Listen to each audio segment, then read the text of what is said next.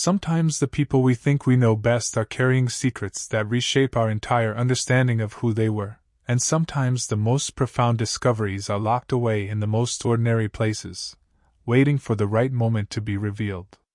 What I'm about to tell you is a story that will make you question how well we ever really know our parents, how complicated family history can be, and how one man's discovery in a dusty storage unit would not only change his own life but reunite a family that had been torn apart by secrets, shame, and decades of silence.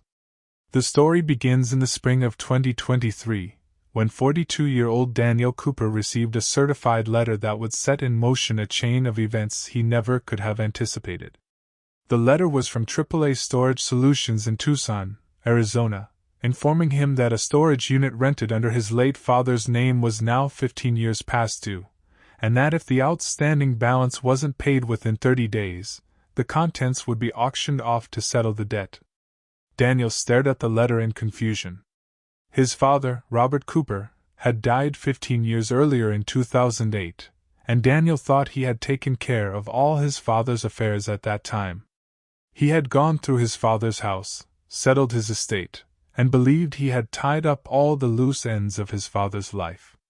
The existence of a storage unit that had been accumulating charges for a decade and a half was completely unexpected.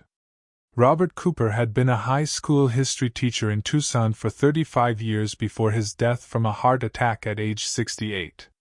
He had been a quiet, private man who had raised Daniel alone after Daniel's mother had died from cancer when Daniel was only 8 years old.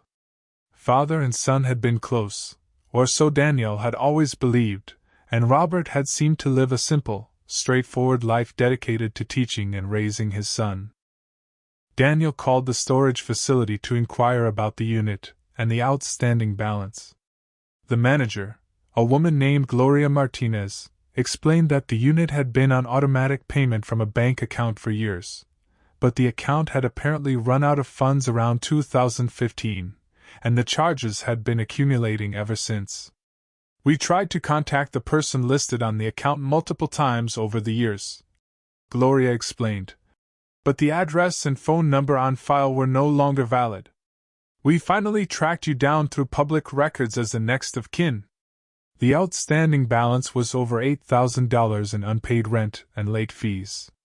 Daniel's initial instinct was to just let them auction off whatever was in there. It couldn't be worth that much if his father had left it abandoned in a storage unit. But something made him hesitate. His father had been a frugal man who didn't waste money on unnecessary things. If he had been paying for a storage unit for years, there must have been something in there that mattered to him. Daniel made arrangements to visit the storage facility the following Saturday.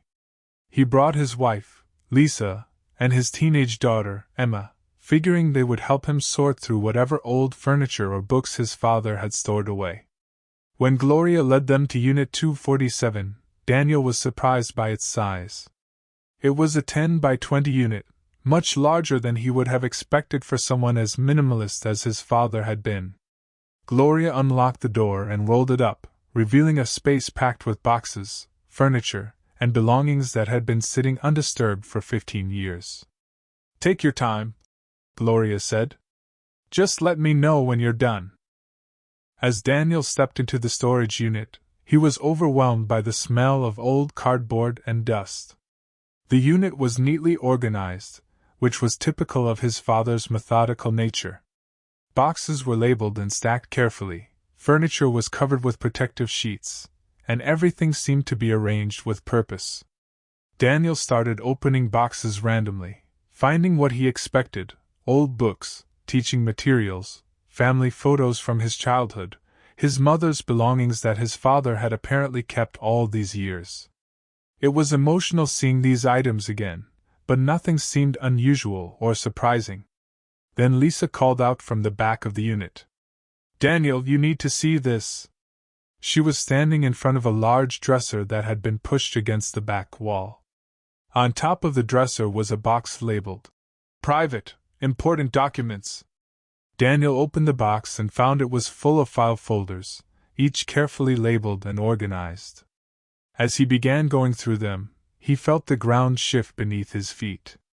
The first folder contained birth certificates, not his own, but certificates for 3 children named Michael Cooper, born in 1969, Jennifer Cooper, born in 1971, and David Cooper, born in 1974.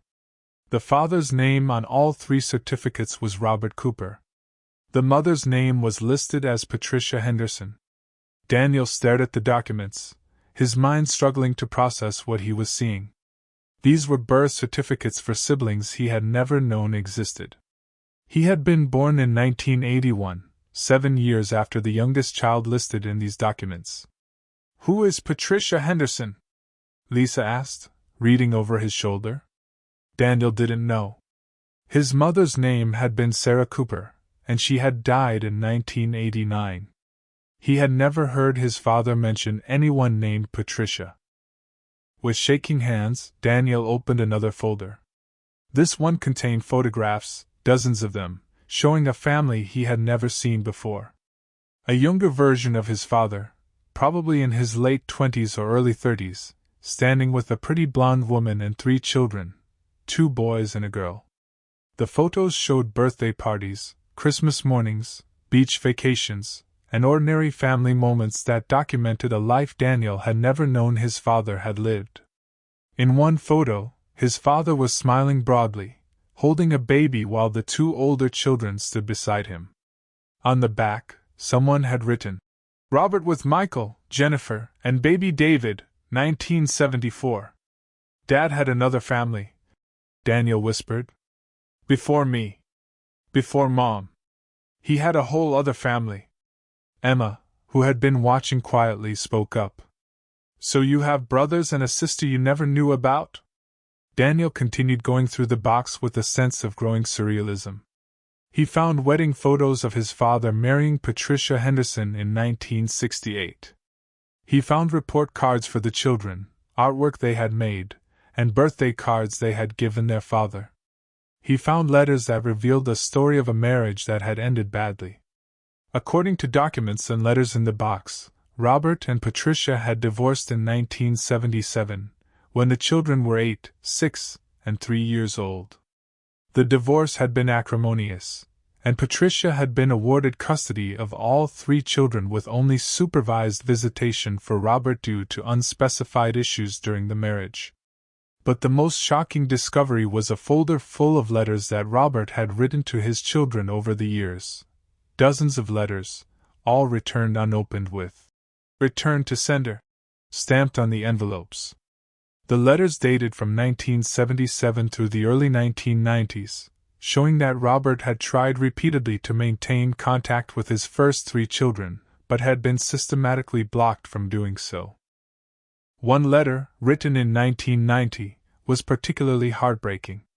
In it, Robert wrote to his daughter Jennifer on what would have been her 19th birthday. "Dear Jennifer, I know you probably won't read this, just like you haven't read any of the other letters I've sent over the years. I know your mother has told you things about me that have made you hate me, and maybe some of those things are true. I wasn't a perfect husband or father. But I want you to know that I have thought about you, Michael, and David every single day since I lost you. You are my children, and I love you, no matter how much time passes or how many letters are returned.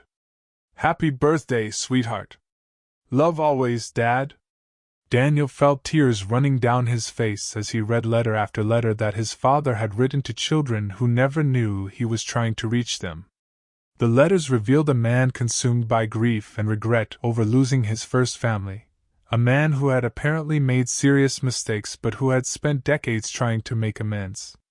Another folder contained legal documents showing that Robert had paid child support faithfully for all 3 children until they turned 18, and had even continued to send financial support to Patricia to help with their college expenses, despite having no contact with them. There were also documents showing that Robert had hired private investigators multiple times over the years to locate his adult children after they had moved away from their mother's house, but the investigators had been unable to find them or had been told by the children that they didn't want any contact with their father. The final folder in the box contained a letter that Robert had written but never sent, dated just a few months before his death in 2008. It was addressed to Daniel. "Dear Daniel," the letter began. "If you're reading this, then I'm gone, and you've found the storage unit where I've kept the remnants of the life I had before you were born. I know this must come as a terrible shock, and I'm sorry I never had the courage to tell you about your siblings while I was alive. I was married before I met your mother, and I had 3 children, Michael, Jennifer, and David.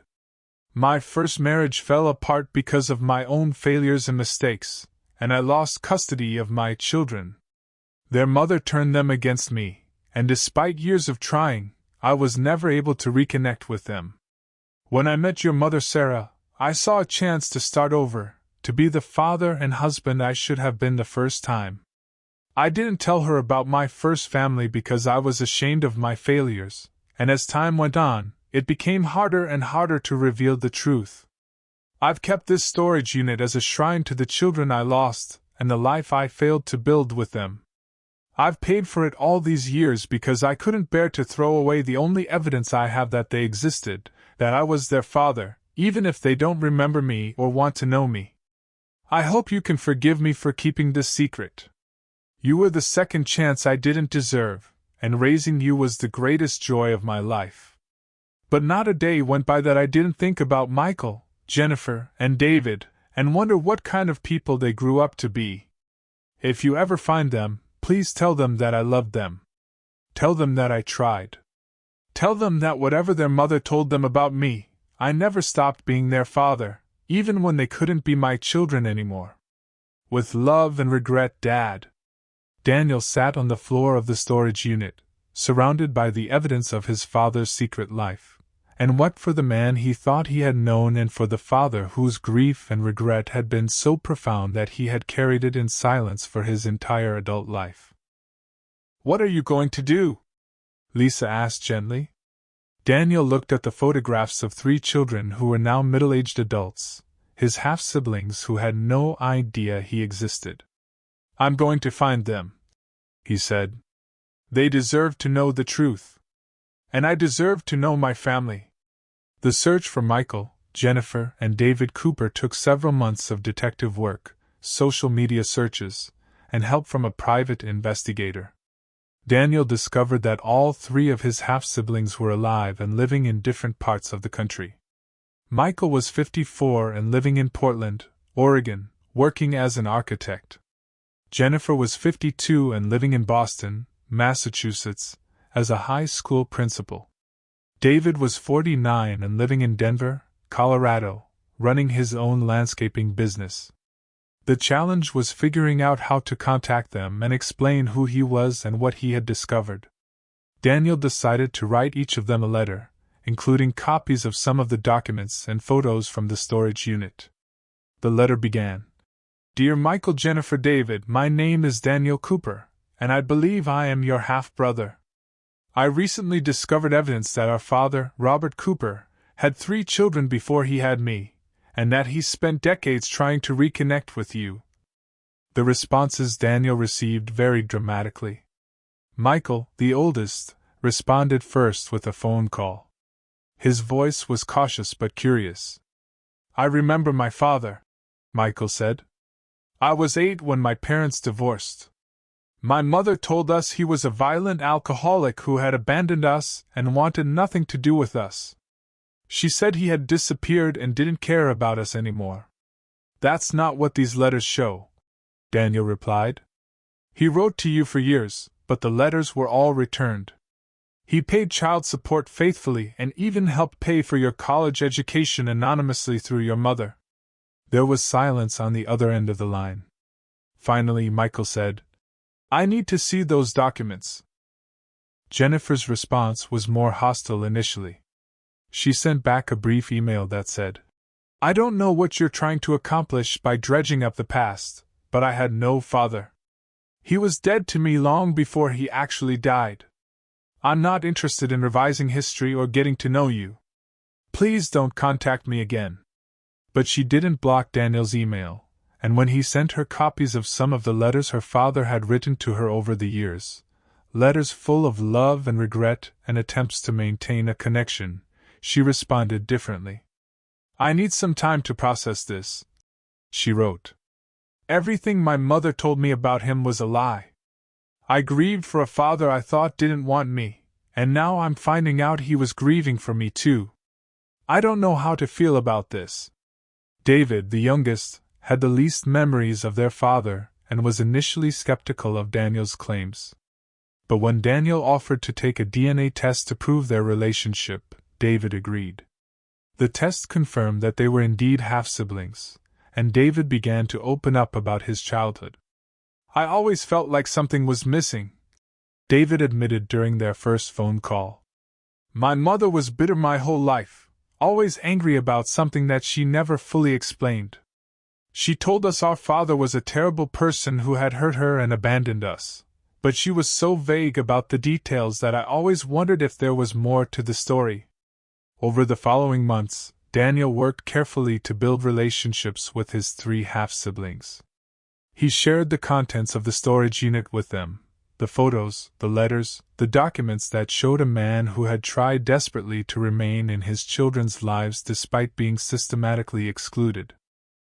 The 4 siblings eventually met in person in Tucson, where Daniel took them to the storage unit to see for themselves the evidence of their father's love and regret. Seeing the carefully preserved boxes full of their childhood artwork, the returned letters that their father had written, and the photos that showed a happy family before the divorce was an emotional experience for all of them. "He kept everything," Jennifer said, looking at a Mother's Day card she had made for her father when she was 6 years old. "He kept all of this for 40 years. The siblings pieced together what they believed had happened. Their mother, Patricia, had been deeply hurt by the divorce and had systematically turned her children against their father, telling them lies about his character and intercepting his attempts to contact them. Robert, for reasons the siblings could only speculate about, had chosen not to force the issue through legal channels, perhaps believing that his children were better off without him, or that fighting would only cause them more pain. Michael found a journal in one of the boxes that provided some answers. In it, Robert had written, "My lawyer tells me I could take Patricia back to court, that I could fight for unsupervised visitation or even shared custody. But every time I see the children during supervised visits, they look at me with fear and suspicion. Patricia has poisoned them against me so thoroughly that my presence only causes them distress. Maybe the most loving thing I can do is step back and let them grow up without the constant conflict. Maybe someday, when they're adults, they'll be curious enough to seek me out and hear my side of the story. Until then, I'll keep writing letters and hoping they'll eventually be read." But that day had never come, at least not while Robert was alive. The discovery of Robert's secret life and his 3 other children had profound effects on everyone involved. For Daniel, it recontextualized his entire childhood. He had grown up believing he was his father's only child, that he was the center of his father's world. Now he understood that his father had been carrying a heavy burden of grief and loss throughout Daniel's entire childhood. He would sometimes get this sad, distant look in his eyes, Daniel told his half-siblings during one of their many conversations. "I always thought he was missing Mom, but now I realize he was probably thinking about you guys too. All those times he seemed distracted or melancholy, he was grieving for the children he had lost." For Michael, Jennifer, and David, the discovery was both painful and healing. Painful because they realized they had spent their entire lives believing lies about their father, and that they had missed the opportunity to reconnect with him before his death. But healing because they finally understood that their father had loved them, had tried to maintain a relationship with them, and had never abandoned them the way their mother had claimed. "I spent 40 years angry at a man who didn't deserve my anger," Jennifer said during a family gathering. "I grieved for a father who I thought didn't want me, when all along he was grieving for me too. I can't get those years back, but at least now I know the truth." The 4 siblings decided to confront their mother, Patricia, who was now 78 years old and living in a nursing home in California with advanced dementia. Michael, Jennifer, and David visited her together, bringing some of the letters their father had written. Patricia's dementia was advanced enough that she had trouble following the conversation, but when they showed her the letters and photos, something seemed to click. "Robert," she said, tears welling up in her eyes. "I was so angry at Robert. He hurt me, and I wanted to hurt him back. I kept the children from him. I told them lies. I was so angry." It was the closest thing to an acknowledgement or apology they would get, and while it didn't undo the damage, it did provide some closure. The 4 Cooper siblings, Michael, Jennifer, David, and Daniel, have worked to build relationships with each other over the past year. They've had family gatherings where they've shared stories about their father from different periods of his life, piecing together a more complete picture of who Robert Cooper had been. Michael's teenage son had his DNA tested and discovered he had a genetic heart condition that had been passed down from Robert. The early detection likely saved his life, as doctors were able to treat the condition before it became critical. Daniel immediately had himself and his daughter Emma tested as well, finding that Emma had inherited the same condition. "Dad's secret may have saved my granddaughter's life," Michael reflected. "If we had never found each other, if Daniel had never opened that storage unit, we might never have known about the genetic condition." The storage unit itself became a family archive. Daniel paid off the outstanding balance and kept the unit, adding to it over time. The 4 siblings and their families visited occasionally, going through the boxes together, sharing memories, and keeping alive the story of a man who had loved imperfectly but deeply. They've also worked together to create a more complete family tree and have organized reunions where all 4 siblings, their children, and their grandchildren can get to know each other. What began as 4 separate family units has become one extended family connected by a father who kept his love alive in a storage unit for 15 years after his death. Daniel commissioned a headstone for his father's grave that includes all 4 of his children's names. The inscription reads, "Robert Cooper, beloved father of Michael, Jennifer, David, and Daniel. Your love was never forgotten."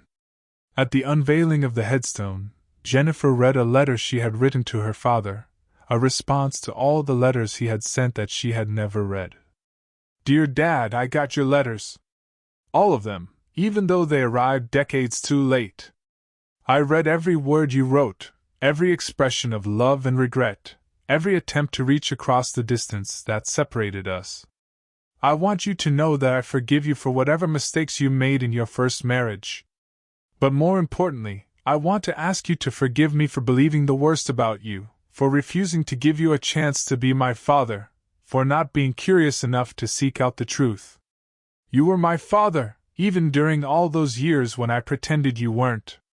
You were my father when you wrote those letters I never read, when you paid for my college education anonymously, when you kept my childhood artwork in a storage unit for decades because you couldn't bear to throw away the only evidence you had that I existed. I wish I had known all of this before you died. I wish I had given you the chance to be my father again. But I'm grateful that you gave me a brother I didn't know I had, and that through Daniel, we were able to find our way back to you and to each other. Your love survived your death, Dad. It survived decades of silence and separation. That's the kind of love that never really dies. Rest in peace, knowing that your children, all 4 of us, finally know the truth. We love you." The story of the Cooper family has resonated with many people who have heard it, particularly those dealing with complicated family dynamics, divorce, and parental alienation. Daniel has used his platform to advocate for children's rights to maintain relationships with both parents after divorce, and for the importance of seeking truth rather than accepting only one side of a story. "My father wasn't perfect," Daniel says in interviews. "He made mistakes in his first marriage, and I'll never know exactly what happened. But he spent decades trying to make amends, trying to maintain a connection with his children, and loving them even when they didn't know he existed. That's not the behavior of someone who abandoned his family. That's the behavior of someone who was abandoned by them." The storage unit, which seemed like just an annoying final expense when Daniel first received that letter, turned out to be a treasure trove of family history and a bridge that connected 4 siblings across decades of separation. It was Robert Cooper's last gift to his children, proof of his love that would outlast his life and eventually bring his family back together. Michael, Jennifer, David, and Daniel now gather every year on what would have been their father's birthday to honor his memory and celebrate the family he created, even if he didn't live to see them all united. They've created new traditions and memories together, building on the foundation of love that their father had kept alive in a 10 by 20 storage unit in Tucson, Arizona. People ask me if I'm angry at my dad for keeping this secret, Daniel says. But how can I be angry? He gave me 3 siblings I didn't know I had. He left us evidence of a love that couldn't be destroyed by time, distance, or even death. That storage unit was his way of saying I never stopped loving you to children who thought he had forgotten them.